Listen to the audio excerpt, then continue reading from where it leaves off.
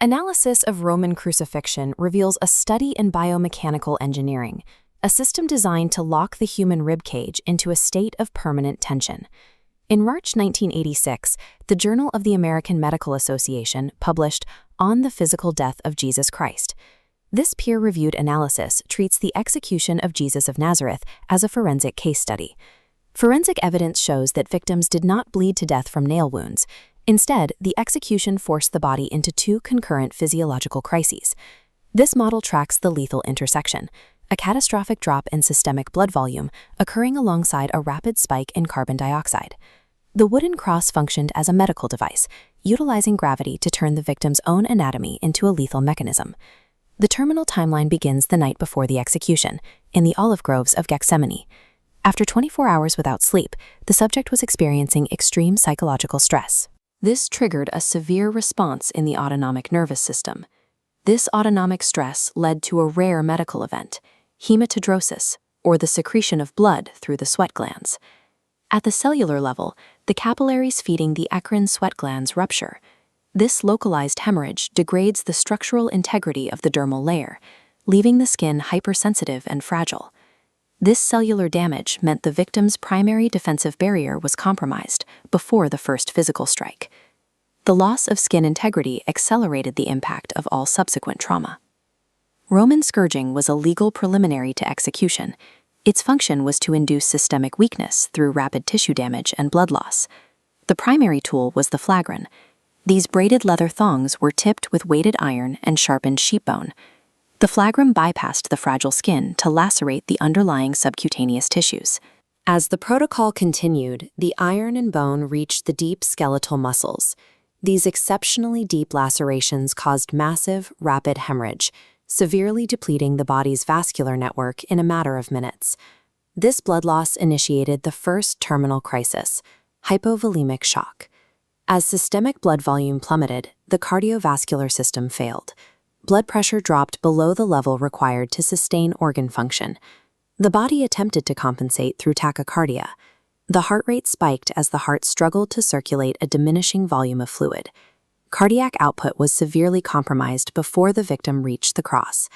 The scourging ensured the heart would already be failing at the moment of suspension. Artistic tradition typically depicts nails driven through the center of the palms. Biomechanically, palm tissue cannot support the weight of a human body. Under the force of gravity, the nails would tear through the soft tissue and small ligaments. Archaeological ossuaries and historical relics confirm that nails were driven through the wrists. The nail path passed through destote space, acting as a structural wedge locked between the carpal bones and radius.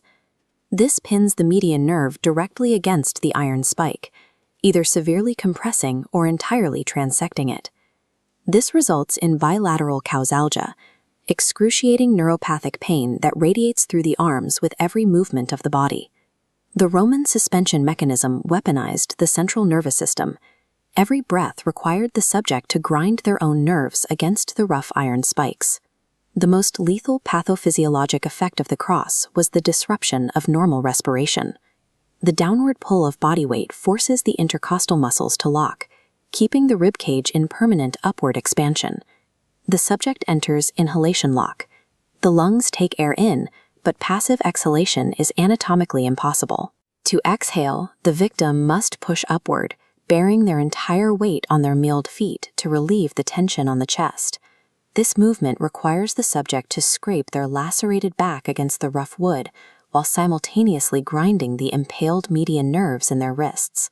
The cross forces the victim to choose between enduring unimaginable neuropathic pain to take a single breath or surrendering to suffocation.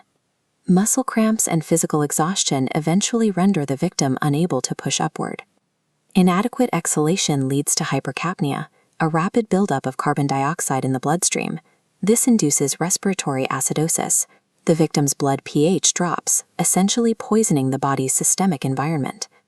This acidic, oxygen-deprived blood reaches a heart muscle already struggling with tachycardia and low fluid volume from the earlier hypovolemic shock. Under the dual strain of oxygen deprivation and acidosis, the heart muscle succumbs. The subject enters congestive heart failure or experiences a terminal cardiac rupture. Roman crucifixion utilized gravity to turn the respiratory and cardiovascular systems into their own destruction. Death arrived when the body could no longer compensate for the dual strain of hypovolemia and acid-poisoned blood.